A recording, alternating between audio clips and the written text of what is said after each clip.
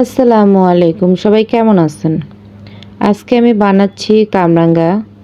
তো এটা হলো মিষ্টি কামরাঙ্গা। তো আমাদের এখানের গাছে থেকে নিয়ে আসছে। তো এখন এই কামরাঙ্গাগুলো ভালো করে কেটে নিলাম।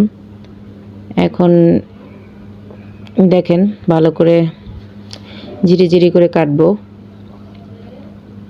অনেকে কামরাঙ্গার যে সাইডের ওগুলো সহই কাটে, তো ওগুলো আমি ওগুলা খাইতে পারি না। তো আমরা এইভাবেই কাটি সবসময়। তো একটু চাকু দিয়ে ভালো করে কেটে নিব সবগুলো। এগুলা এতটাই মিষ্টি ছিল যে খেয়ে তেমন একটা মজা লাগে না, কারণ অতিরিক্ত মিষ্টি কামরাঙ্গা কিন্তু মজা লাগে না। হালকা হালকা মিষ্টি একটু একটু টক ওগুলো কিন্তু বেশি ভালো লাগে। যাই হোক, এখন দেখেন কিভাবে বানাই।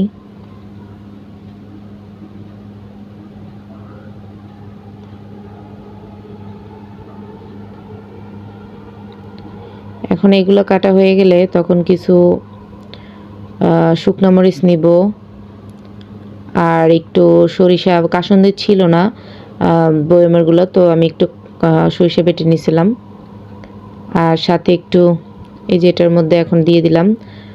তো এটা দিয়ে তারপরে এটার মধ্যে একটু এই যে একটু গুঁড়া মরিচ, একটু শুকনো মরিচ যেটা পোড়ানো হয়েছে, পোড়াটা দিলে বেশি ভালো লাগে, আর সাথে একটু লবণ। এটা দিয়ে এখন একটু সর্ষে বাটা করছিলাম মরিচ দিয়ে, কাঁচামরিচ দিয়ে, তো ওটা আবার দিয়ে দিলাম।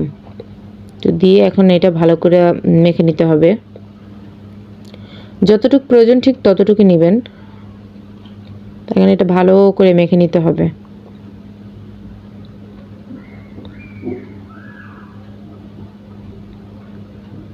এখন অনেকে বলতে পারেন কি একটা কাঁসা নিয়ে আসছে, এগুলো কি এখন চলে? এগুলোই চলে এখন।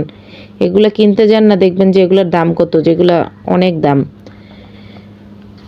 তো যে যখন যেটা চলে সেই সময় তো সেটাই ইউজ করতে হয়, তাই না? তো আমার আম্মু শখ করে আমার জন্য আনছিল। এখন দেখেন মাখার পর কি কেমন একটা হয়েছে। আরও মাখতে হবে, যত এটা মাখা হবে তত মশলাটা ভিতরে ঢুকবে, তত এটা মজা লাগবে। তো এরকম টক জাতীয় কিন্তু বানাইলে একা একা খেতে কখনোই মজা হয় না, সবাই মিলেমিশে খেলে অনেক ভালো হয়, খেতেও মজা লাগে।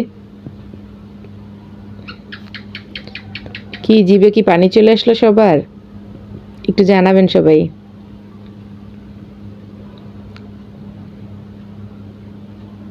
দেখেন বেশি বেশি করে মাখতে হয়।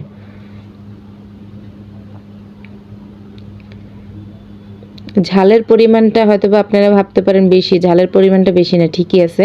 মানে শুকনো মরিচটা এটা ঝালের মরিচ না, যার কারণে আরও মরিচ অ্যাড করা লাগছে। যাই হোক, এখন কেমন হলো সবাই একটু জানাবেন। আর যাদের জিহ্বায় পানি চলে আসছে তারা চলে আসেন, দাওয়াত রইল।